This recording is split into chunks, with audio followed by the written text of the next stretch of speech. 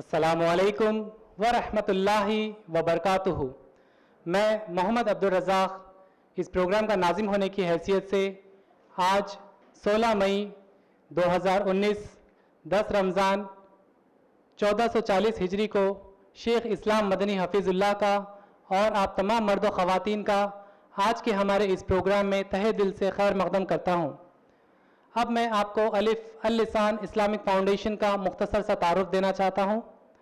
الف اللسان Islamic foundation ایک دینی ادارہ ہے جن میں دینی بیانات، اصلاحی بیانات، دعوی ورکشاپس، لیگل اویئرنیس پروگرام، جمعہ خطبہ، teachers training program, Islamic school management course وغیرہ شمار ہے، اور فلاحی کاموں میں ہر ٹیوزڈے ریشن ڈسٹریبیوشن کیا جاتا ہے، ہر Friday food distribution, government hospitals میں فروٹس ڈسٹریبیوشن، سرما کے موسم میں بلینکٹس ڈسٹریبیوشن وغیرہ شمار ہے۔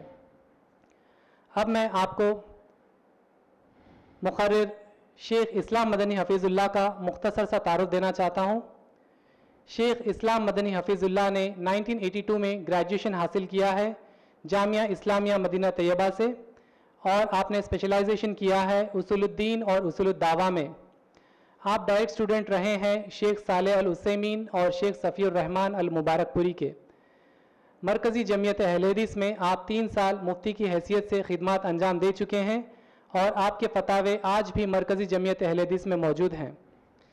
چلیے بنا کسی تاخیر کے اب میں شیخ اسلام مدنی کو دعوت دیتا ہوں کہ وہ اپنا بیان اللہ کی عظمت اور اس کی بلندی شان کتاب و سنت کی روشنی میں اس عنوان پر خطاب کرے اور ہم سب کو اپنی قیمتی نصیحتوں سے نوازے۔ شیخ اسلام مدنی حفیظ اللہ۔ السلام علیکم ورحمۃ اللہ وبرکاتہ۔ ان الحمد للہ نحمده ونستعینه ونستغفره ونعوذ باللہ من شرور انفسنا ومن سیئات اعمالنا ومن يهده الله فلا مضل له ومن يضلل فلا هادي له وأشهد أن لا إله إلا الله وحده لا شريك له وأشهد أن محمدا عبده ورسوله يا أيها الذين آمنوا اتقوا الله حق تقاته ولا تموتن إلا وأنتم مسلمون يا أيها الناس اتقوا ربكم الذي خلقكم من نفس واحدة وخلق منها زوجها وبث منهما رجالا كثيرا ونساء واتقوا الله الذي تساءلون به والأرحام إن الله كان عليكم رقيبا يا أيها الذين آمنوا اتقوا الله وقولوا قولا سديدا يصلح لكم أعمالكم ويغفر لكم ذنوبكم ومن يطع الله ورسوله فقد فاز فوزا عظيما أما بعد فإن خير الحديث كتاب الله وخير الهدي هدي محمد صلى الله عليه وسلم وشر الأمور محدثاتها وكل محدثة بدعة وكل بدعة ضلالة وكل ضلالة في النار فأعوذ بالله من الشيطان الرجيم بسم الله الرحمن الرحيم وما قدر الله حق قدره والأرض جميعا قبضته يوم القيامة والسماوات مطويات بيمينه سبحانه وتعالى عما يشركون وعن ابن عمر رضي الله تعالى عنهما قال قال رسول الله صلى الله عليه وسلم يطوي الله عز وجل السماوات يوم القيامة ثم يأخذهن بيده اليمنى ثم يقول أنا الملك أين الجبارون أين المتكبرون ثم يطوي الأرضين السبع ثم يأخذهن بيده ثم يقول أنا الملك أين الجبارون أين المتكبرون رواه مسلم۔ معزز ناظرین کرام، دینی و ملی بھائیوں، محترم سامعین اور پردہ نشین اسلامی ماں اور بہنوں، اللہ رب العالمین کی بڑی رحمت ہمارے اوپر ہے کہ ہم رمضان المبارک کی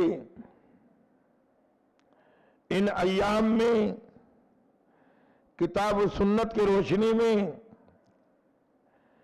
کتاب التوحید کے ابواب کا درس ہم دے رہے ہیں، اور تمام ہمارے ناظرین کرام بحمد اللہ و منہ سنتے ہیں اور الحمدللہ سوالات بھی کرتے ہیں۔ معزز ناظرین کرام، آج رمضان المبارک کی 10 تاریخ 1440 ہجری ہے۔ یوں ہی ایک عشرہ ختم ہو گیا، 2 عشرے ایسے باقی ہیں، وہ بھی نکل جائیں گے کہ آدمی کو احساس بھی نہیں ہوگا۔ میرے بھائیوں، ناظرین کرام، یہ رمضان المبارک کی گھڑیاں اور یہ ساعتیں اور یہ ایام اور یہ راتیں ہر آدمی کو ہمیشہ میسر نہیں ہوتی ہیں۔ اس لیے ہمیں اور آپ کو چاہیے کہ اگر ہم نے 10 رمضان میں زیادہ بے توجہی کی ہے اور رمضان المبارک کے روزے کا اہتمام اور احترام جو نبی کی سنتوں کے مطابق ہے نہ کر سکے ہیں، تو بقیہ 2/3 یعنی 20 ایام اور باقی ہیں، اس میں ہم اس کی طرف توجہ دیں اور اہتمام کریں تاکہ کل بروز قیامت یہ ہمارے لیے زیادہ آخرت بن سکے۔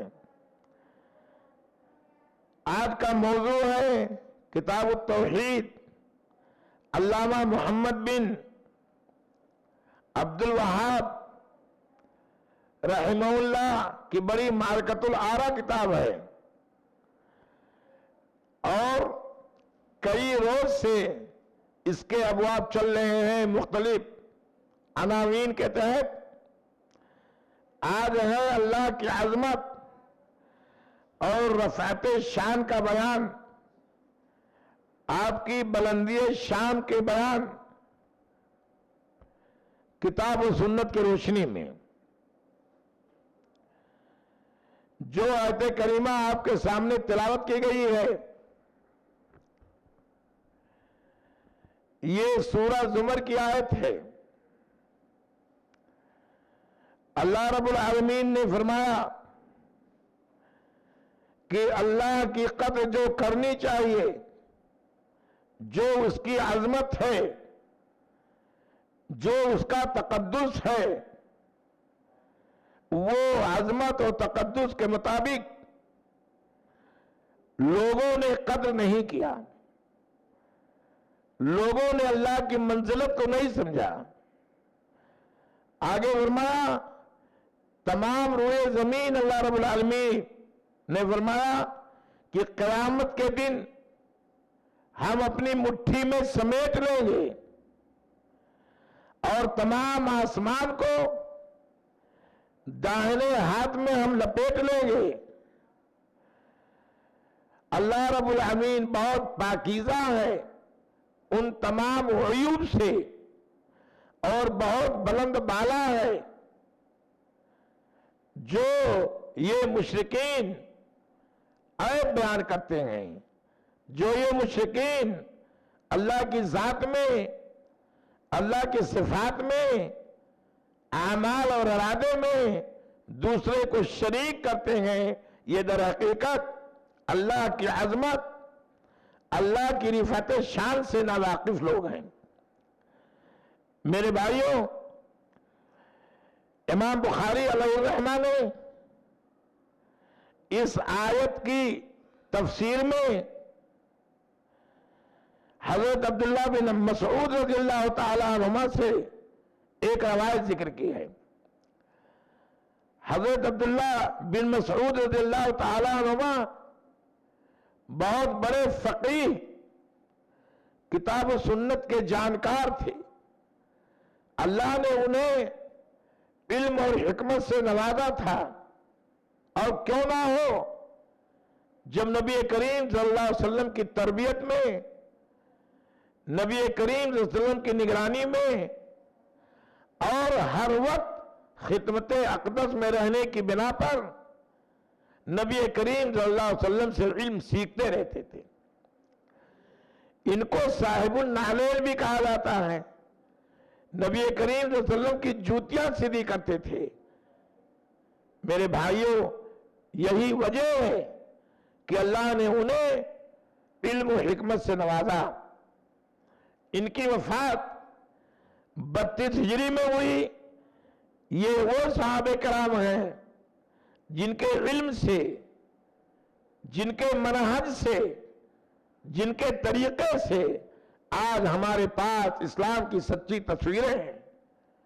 آج ہمارے پاس اسلام کا صحیح اٹھنے بیٹھنے کا طریقہ، عقیدہ سے لے کر معاملات کی دنیا سے لے کر تمام چیزوں میں انہی کا منہج قابل اتباع، اور انہی کا منہج پر عمل کر کے کوئی بھی انسان دنیا اور آخرت میں کامیابی حاصل کر سکتا ہے.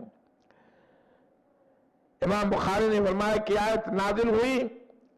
عبداللہ بن مسعود رضی اللہ تعالیٰ عنہ فرماتے ہیں کہ نبی کریم صلی اللہ علیہ وسلم کی خدمت میں ایک یہودی عالم آیا اور رسول عربی صلی اللہ علیہ وسلم سے کہنے لگا، اے محمد، ہماری کتاب تورات میں یہ موجود ہے کہ اللہ رب العالمین قیامت کے دن آسمانوں کو ایک انگلی پر، زمینوں کو ایک انگلی پر، درختوں کو ایک انگلی پر، پانی کو ایک انگلی پر، خشکی کو ایک انگلی پر، اور تری کو ایک انگلی پر، اور باقی تمام مخلوقات جتنے ہیں سب کو ایک انگلی پر رکھ کر کے فرمائے گا، انا الملک، انا الملک، میں ہی بادشاہ ہوں.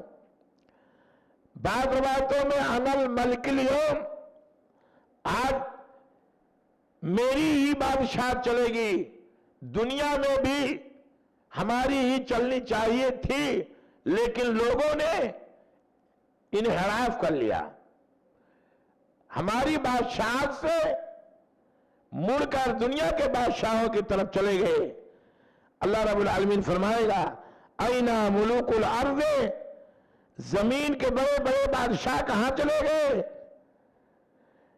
اللہ کے رسول صلی اللہ علیہ وسلم نے جب یہ باتیں ایک یہودی آدمی عالم سے سنی تو آپ ہنس پڑے، یہاں تک کہ آپ کے رباعی دانت ظاہر ہو گئے، اور معاً فوراً آپ نے سورہ زمر کی یہی آیت تلاوت فرمائی کہ وما قدر اللہ حق قدرہ. لوگوں کو جو اللہ کی عظمت رکھنا چاہیے، جو اللہ کی عظمت کے تعلق سے تصور ہونا چاہیے، وہ تصور نہیں ہے، اور اللہ رب العالمین کی انہوں نے قدر نہیں کی. میرے بھائیوں، سامعین کرام، ناظرین کرام، یہی ایک روایت نہیں ہے، بلکہ آج میں کئی روایتیں زیادہ تر جامع صحیح بخاری اور مسلم کے حوالے سے پیش کروں گا، جس سے آپ کو اللہ کی عظمت کا تصور ہوگا، اللہ کی رفعت اور آپ کی اللہ کی منزلت کا تصور کریں گے۔ اللہ رب العالمین کون بڑی ذات ہے، کیسی ذات ہے۔ آج لوگوں نے اللہ رب العالمین کو دنیا کے بادشاہوں کے مقابلہ میں کمتر سمجھ لیا ہے۔ آئیے میں آپ کو سناتا ہوں، صحیح مسلم کی ایک روایت ہے جو بالکل پہلی روایت ہی کی طرح اس روایت ہے کہ قیامت کے دن اللہ رب العالمین تمام پہاڑوں کو اور تمام درختوں کو ایک انگلی پر رکھے گا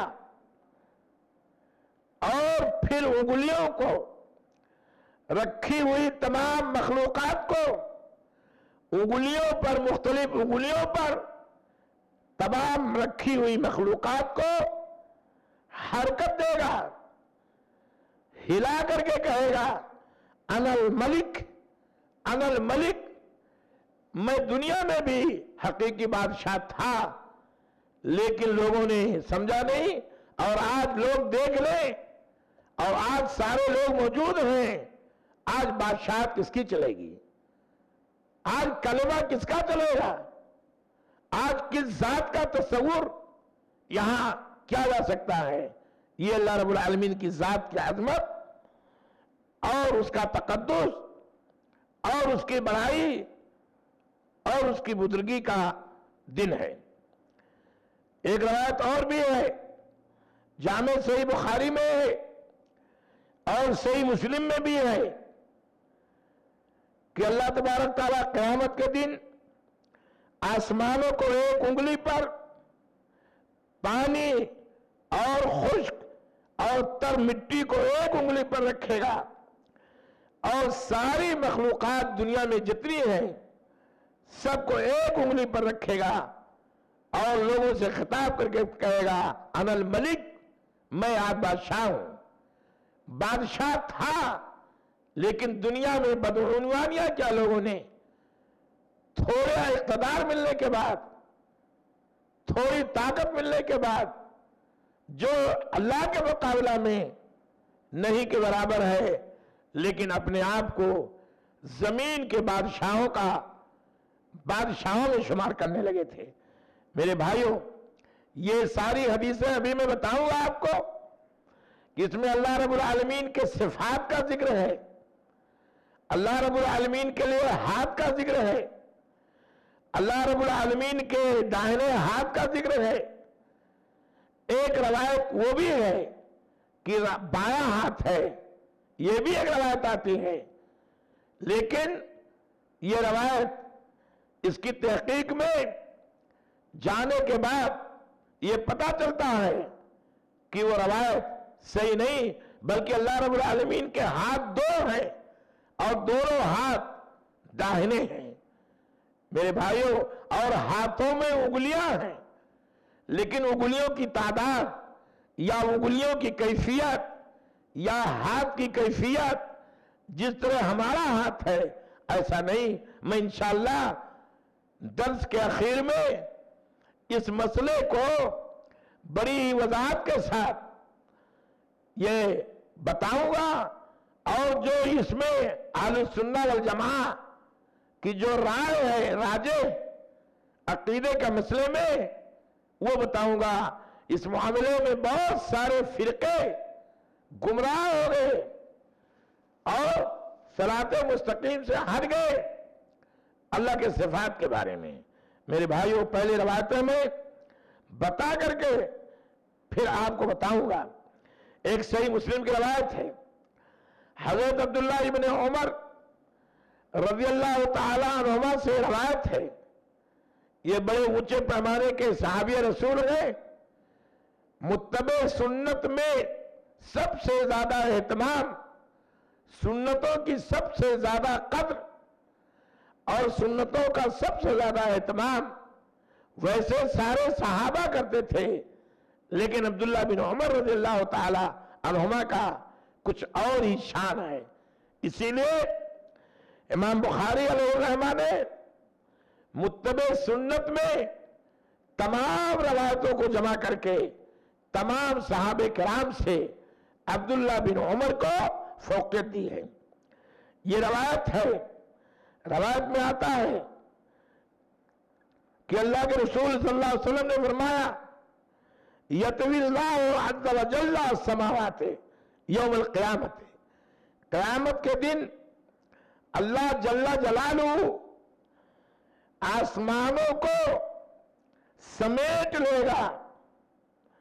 ثم یاخذہن بیدہ الیمنی، اور پھر آسمانوں میں جتنے مخلوقات ہیں، جتنی چیزیں ہیں، سب کو سمیٹ کر دائیں ہاتھ میں رکھے گا. اور پھر لوگوں کی طرف مخاطب ہو کر کے فرمائے گا انا الملک، میں بادشاہ ہوں. این الجبارون، کہاں گئے دنیا میں سرکشی کرنے والے؟ این المتکبرون، کہاں گئے وہ بادشاہ جو دنیا میں تکبر کی چادر اوڑے ہوئے تھے، جو انا ربکم الاعلی کا دنیا میں نعرہ بلند کرتے تھے؟ کہاں گئے وہ بادشاہ جو کھانے پینے رہنے سہنے کا انتظام میں اپنے آپ کو اعلیٰ سمجھتے تھے؟ لیکن یہ سارے بادشاہ، یہ سارے دنیا کے بادشاہ اللہ رب العالمین کے آگے ان کا کیا وقار ہے، ان کی کیا حیثیت ہے؟ دنیا میں جو بھی تکبر کر لو وہ الگ بات ہے. پھر اللہ کے رسول نے فرمایا کہ آسمان کے بعد ساتوں زمینوں کو اور ساتوں زمینیں کے تمام مخلوقات کو اللہ رب العالمین اپنے دائیں ہاتھ میں سمیٹ لے گا. اور پھر وہی جملہ بار بار دہراتا ہے انا الملک، اس لیے کہ دنیا میں آج لوگوں نے دولت کے بلبوتے، اقتدار کے بلبوتے، افراد کے بلبوتے اپنی حکومتوں کا قیام کر لیا تھا اور اپنے آپ کو سب سے اعلیٰ سمجھتے تھے. اللہ کے بتائے ہوئے قانون کی سرکشی کرتے تھے. آج کا یہ دور جو آج جس ڈیٹ میں ہم ساتھ لے رہے ہیں، اس ڈیٹ میں بھی طاغوتی طاقتوں کا تسلط ہو چکا ہے. طاغوتی طاقتیں سر پر چڑھ کر بولنے لگی ہیں. میرے بھائیوں، یہ کس چیز میں؟ یہ حکومت کے نشے میں، یہ دولت کے نشے میں، یہ افراد کے نشے میں. حالانکہ اللہ جب چاہے گا اور جس وقت چاہے گا اور جیسے چاہے گا چند سیکنڈوں کے اندر انہیں ذلیل اور رسوا کر دیتا ہے. اس لیے میری دعا ہے اللہ رب العالمین جو آج طاغوتی طاقتیں خدا کا رتبہ لینے کے لیے تیار ہیں، خدا کے کبر اور بڑائی کی چادر پہننے کے لیے تیار ہیں اور تکبر کرتے ہیں، میرے اللہ تو ان طاغوتی طاقتوں کو تباہ کر دے. رمضان المبارک کے ان ایام میں میری دعا نکلتی ہے، اللہ تو ہم تمام لوگوں کو، ہندوستانیوں کو تمام فتنوں سے محفوظ رکھ. اللہ ہمیں ہمارے وطن میں محفوظ رکھ. اللہ ہمارے وطن کی ان طاغوتی طاقتوں کے مقابلے میں مدد فرما. اللہ ہمارے ملک کو ہر اعتبار سے صحیح سالم رکھ. ہمارے ملک کو ہر اعتبار سے شانتی کا گہوارہ بنا دے اور طاغوتی طاقتوں کا اللہ تو خاتمہ کر دے. دل سے جو بات نکلتی ہے اثر رکھتی ہے، پر نہیں طاقت پرواز مگر رکھتی ہے. اللہ ہم عاجز بندے ہیں، ہم طاغوتی طاقتوں سے پریشان آ چکے ہیں. آج رمضان المبارک کا مہینہ چل رہا ہے، ہم گڑگڑا کر کے دعائیں کرتے ہیں اللہ آمنا فی اوطاننا. اللہ ہم تمام لوگوں کو اپنے وطن میں صحیح سالم بچا رکھ. اللہ ہمارے ہندوستان کی حفاظت کر، ہماری مسجدوں کی حفاظت کر، ہمارے تمام مدرسوں کی حفاظت کر، ہمارے علماء کی حفاظت کر، ہمارے ملک کے تمام باشندوں کی حفاظت کر. طاغوتی طاقتیں ہمیں ملک میں تباہی مچانا چاہتی ہیں، اللہ تعالیٰ تو نے اصلاح کی کوئی شکل نکال دے اور ہمارے وطن کو ہر بری نظر رکھنے والے سے اللہ محفوظ رکھ. ہم سارے جہاں سے اچھا ہندوستان ہمارا، ہم بلبلیں ہیں اس کی، یہ گلستان ہمارا، ہم سنتری ہیں اللہ، ہم حفاظت کی بھیک مانگتے ہیں. اس لیے اللہ رب العالمین تو ہمارے ملک کو محفوظ رکھ. میرے بھائیوں، اللہ کی عظمت کا تصور کیا کرو گے؟ اللہ رب العالمین کی تقدس کا تمہیں کیا علم ہے؟ ہاں آئیے روایت میں سناتا ہوں. اللہ اکبر. آج سن کر کے آپ حیران ہو جائیں گے ان روایتوں کو. یہ توحید کے تعلق سے باتیں ہو رہی ہیں. یہ کتاب التوحید کے دروس پورے چل رہے ہیں. حضرت عبداللہ بن عباس رضی اللہ تعالی عنہما فرماتے ہیں، حضرت عبداللہ بن عباس یہ امت کے بہت بڑے عالم تھے. انہیں کہا جاتا تھا علم کا یہ سمندر ہے، اور کیوں نہ ہو. اللہ کے رسول نے حضرت عبداللہ بن عباس کے لیے خصوصی دعا فرمائی تھی، اللہم فقہہ فی الدین. اے اللہ رب العالمین تو عبداللہ بن عباس کو دین کی سمجھ عطا فرما دے. چنانچہ نبی کی یہ دعا قبول ہو گئی، اور تفسیر میں قرآن کے ان سے بڑا عالم کوئی نہیں ہے. انہوں نے ایک روایت میں، ایک روایتی آیت کی تشریح میں اور تفسیر میں انہوں نے کہا ہے کہ السماوات السبع والارض السبع فی کف الرحمن الا کخردلۃ فی ید احدکم. اس آیت کی تفسیر میں انہوں نے کہا کہ وما قدر اللہ حق قدرہ. اے لوگوں، ان مشرکین نے اور ان منافقین نے اور ان کافرین نے، قریش نے اللہ کی قدر نہیں کی. اللہ کی عظمت کا تصور ان کے یہاں نہیں ہوا. حضرت فرماتے ہیں، کہتے ہیں ساتوں آسمان اور ساتوں زمین اللہ رب العالمین کی ہتھیلی میں ایسے ہی ہے جیسے ایک رائی کا دانہ تمہارے ایک ہاتھ میں ہو. رائی سب سے زیادہ حبہ حبوب کے اعتبار سے چھوٹا دانہ ہوتا ہے. ہاتھ میں رائی کا ایک دانہ اگر آئے تو انسان کیا تصور کرے گا؟ یہی حال جیسے رائی کے دانہ ہے، اس کا کوئی وزن نہیں، ایسے آسمان ساتوں اور زمین ساتوں اللہ کے ہتھیلی میں اس کا کوئی وزن نہیں. اللہ کے ہاں اتنی بڑی ذات، اتنی مقدس ذات، آج اس مقدس ذات سے، آج اس مقدس اور بڑی رفعت والی ذات سے آج ہم بے خبر ہیں. ہمیں دنیا کے اقتدار نے اندھا کر دیا ہے. ہمیں نہیں معلوم ہے کہ اللہ جب پکڑے گا، اللہ جب گرفت کرے گا، جو اللہ کی بادشاہت میں شریک اور سہیم اپنے آپ کو مانتے ہو، اللہ کے لیے لوگوں ڈرو اور آپ ہوشیار ہو جاؤ. ابن جریر طبری نے اس کی تفسیر میں یہ بھی کہا ہے، مَالسَّمَاوَاتُ السَّبْعُ فِي الْكُرْسِيِّ.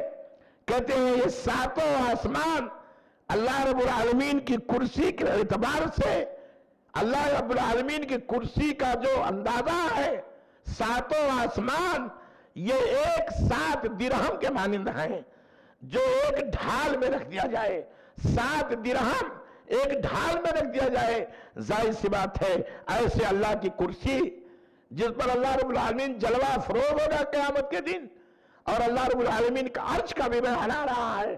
یہ ساری چیزیں ساتوں آسمان کے جو آپ کہتے ہو، یہ ساتوں آسمان اللہ کی کرسی کے مقابلہ میں 7 درہم کے مانند ہیں. میرے بھائیوں، یہ اللہ رب العالمین کی عظمت ہے، یہ اللہ رب العالمین کا تقدس اور رفعت شان ہے. اور میں ایک روایت حضرت ابو ذر غفاری رضی اللہ تعالی عنہ سے بتاتا ہوں.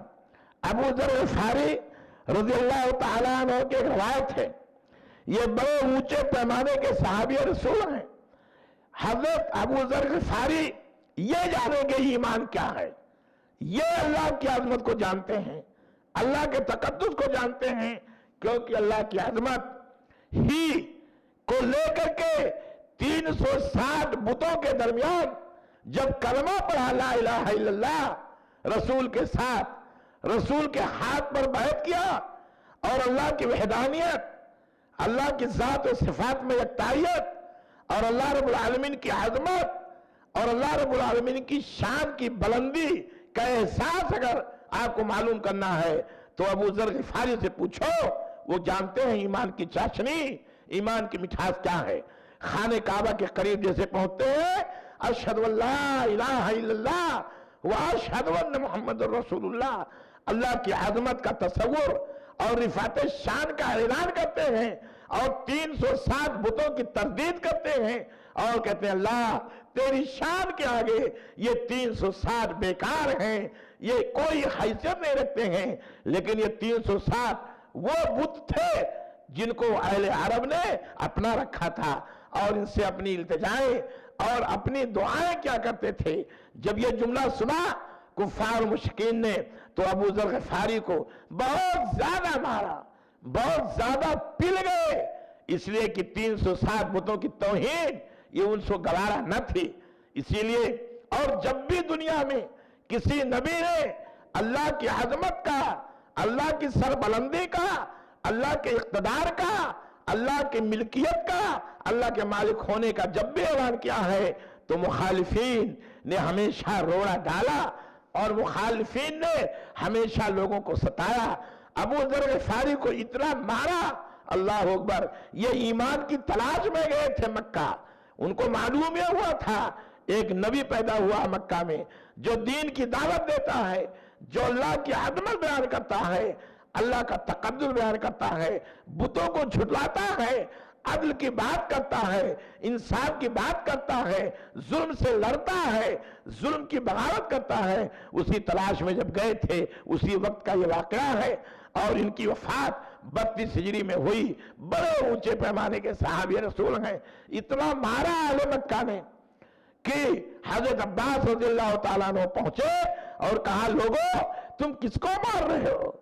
ये अबू ज़र ग़िफ़ारी को, ग़िफ़ार कबीला ये बड़ा ऊंचा कबीला है और इन्हीं के आदत से तुम्हारे मुल्क मक्का में अनाज आता है, गल्लात आता है। अगर ये रोक देगा तो अहले मक्का तुम भूखे मर जाओगे।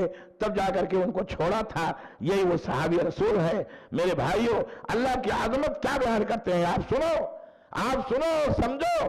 कहते हैं कि मैंने रसूल अरबी सल्लल्लाहु अलैहि वसल्लम से सुना। क्या सुना?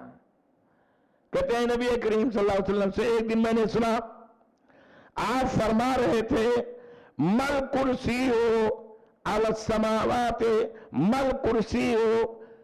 हाँ, अल्लाह के रसूल सल्लल्लाहु अलैहि वसल्लम ने फरमाया कि मल कुर्सी हो फिल अर्श है, अर्श पर कुर्सी है।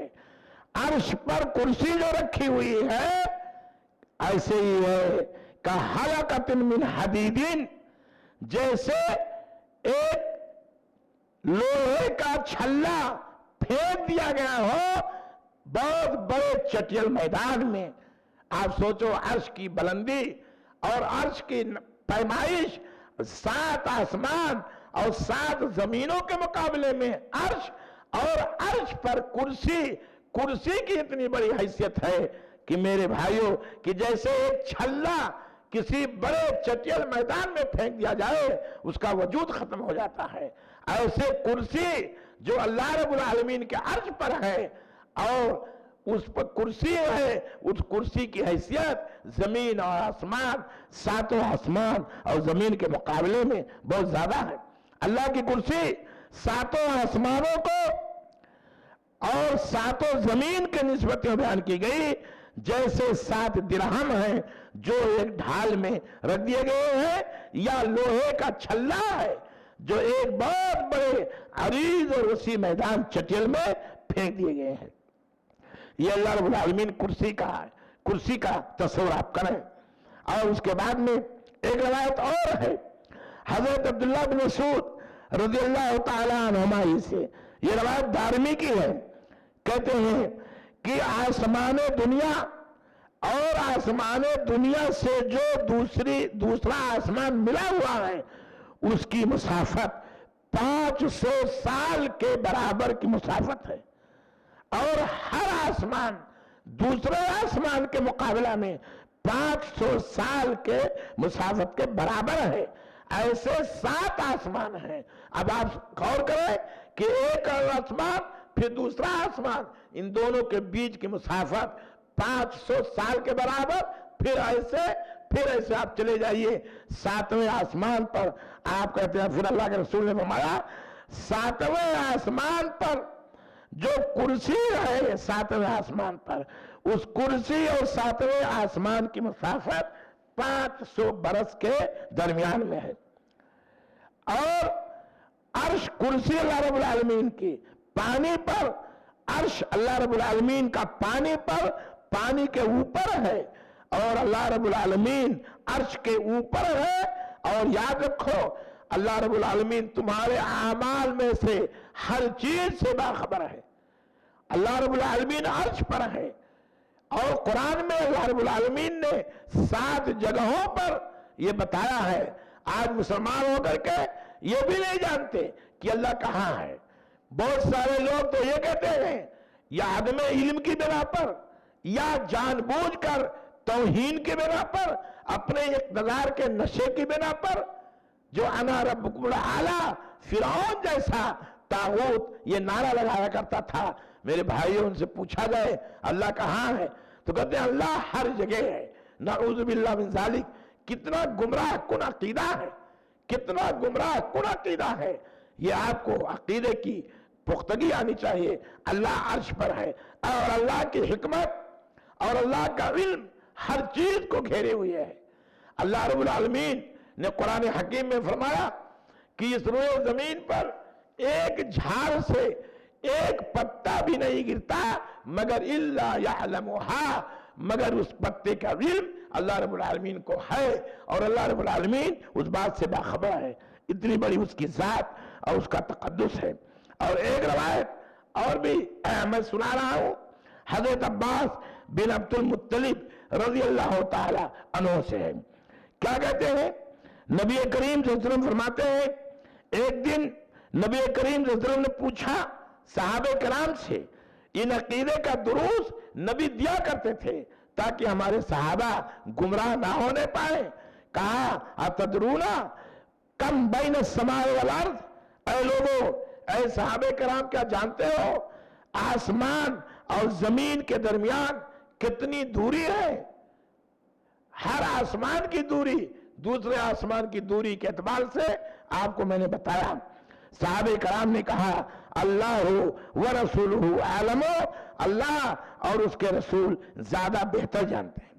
تو آپ نے فرمایا آسمان، دنیا اور زمین کی دوری 500 سال کے مسافت کے برابر ہے، اور ہر آسمان سے دوسرے آسمان کی بھی دوری 500 سال کے برابر ہے. مسیرت 500 سنتن. اور جو آسمان کا کتف کہتے ہیں موٹا ہونا، موٹائی جو ایک آسمان کی ہے وہ ایک آسمان کی موٹائی 500 سال کے برابر کی مسافت کا ہے. اور 7ویں آسمان اور عرش کے درمیان اور اس کے نیچے عرش کے اور اس کے اوپر سمندر ہے، اور آسمان و زمین کے درمیان میں اللہ رب العالمین آپ 7ویں آسمان پر اس کا عرش ہے، اور اس عرش پر اللہ رب العالمین مستوی ہے. اور آخر میں اللہ کے رسول نے فرمایا لیسا یخفا علیہ شیء من اعمال بنی آدم. یہ روایت سنن ابو داؤد کی ہے اور صحیح سند سے ثابت ہے. ابو داؤد میں زیادہ روایتیں صحیح ہیں.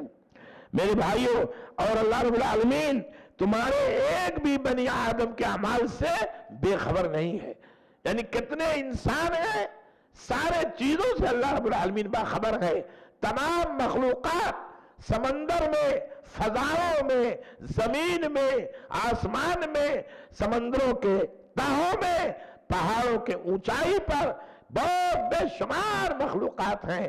آپ ان مخلوقات کا احاطہ نہیں کر سکتے، لیکن اللہ رب العالمین کے علم میں ساری مخلوقات کا احاطہ اور ساری مخلوقات کا شمار. آپ کے عقل میں آئے نہ آئے یہ معاملہ آپ کا ہے. آپ کے عقل میں آئے نہ ہے۔ اللہ رب العالمین نے آپ کو اتنی عقل بھی نہیں دیا ہے کہ جب اللہ کی رؤیت ان آنکھوں سے نہیں کر سکتے ہو، اللہ رب العالمین کی طاقت کا اندازہ، اللہ رب العالمین کے علم کا اندازہ، اللہ رب العالمین کے قدرت کا اندازہ، اللہ رب العالمین کی بلندی کا اندازہ اور اللہ رب العالمین کی بلندی شان کا اندازہ میرے بھائیوں ان عقلوں سے نہیں کر سکتے ہو۔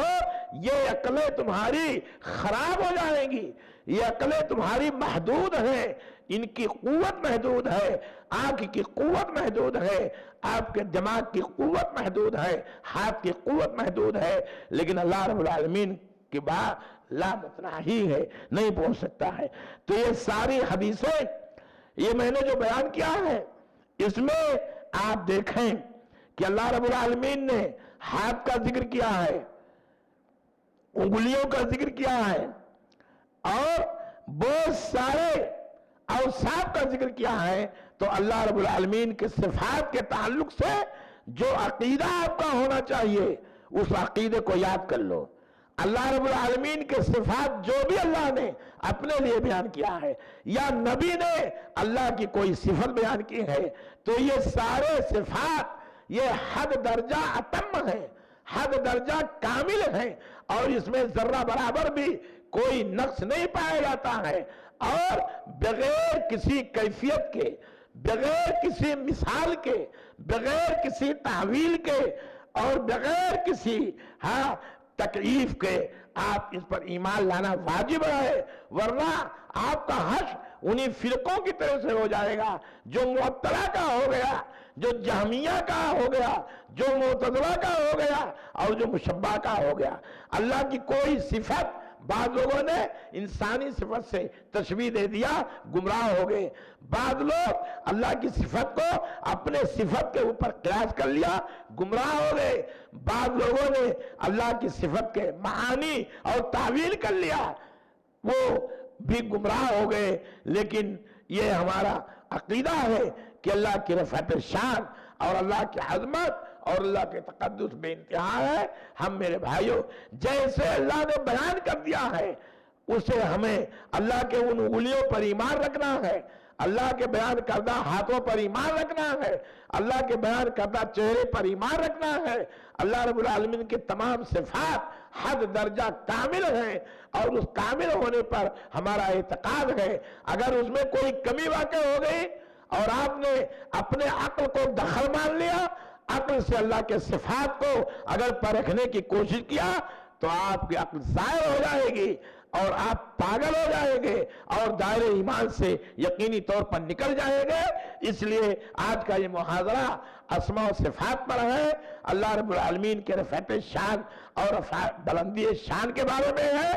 یہ تمام چیزیں صحیح حدیثوں کے روشنی میں جامع صحیح بخاری اور مسلم اور دارمی ابو داؤد اور تمام سندوں کے اعتبار سے بیان کیا۔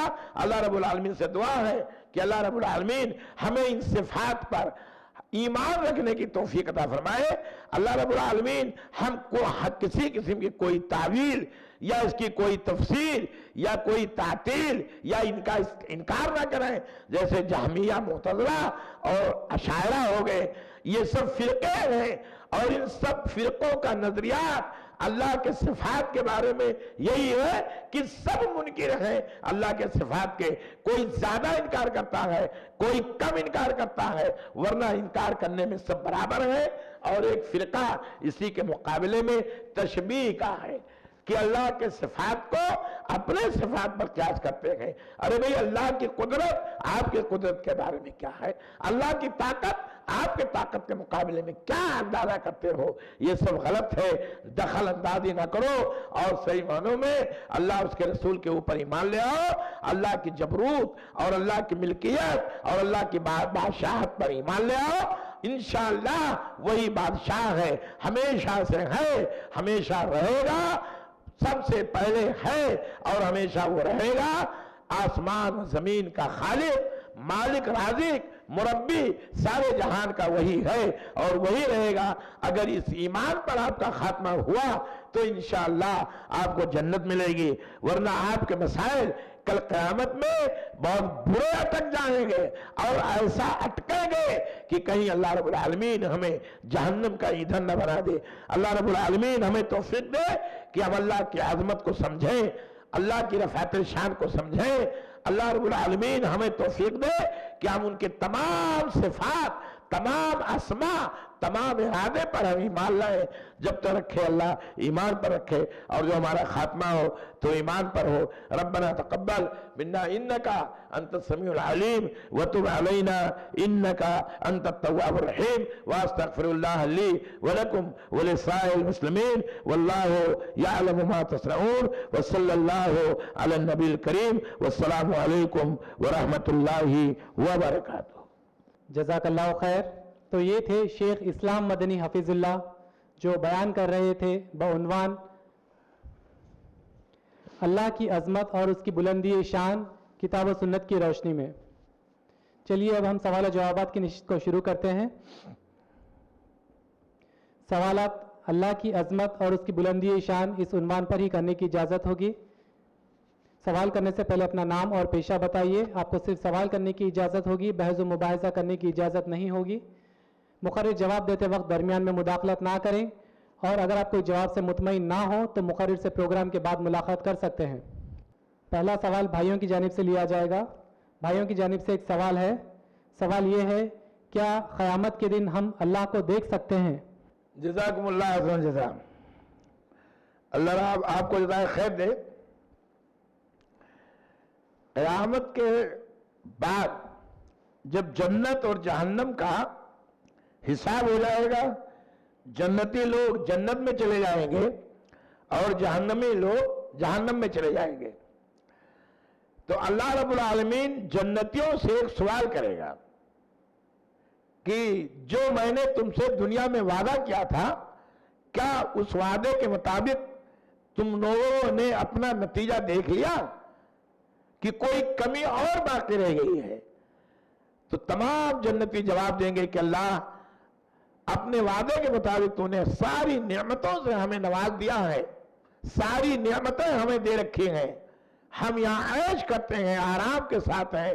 ایسا معلوم ہوتا ہے کہ دنیا کی پریشانیاں ہم کو سب بھول گئیں، ہم نے کوئی پریشانی اٹھائی نہیں، لیکن ایک ابھی تمنا باقی ہے، ایک چیز باقی ہے۔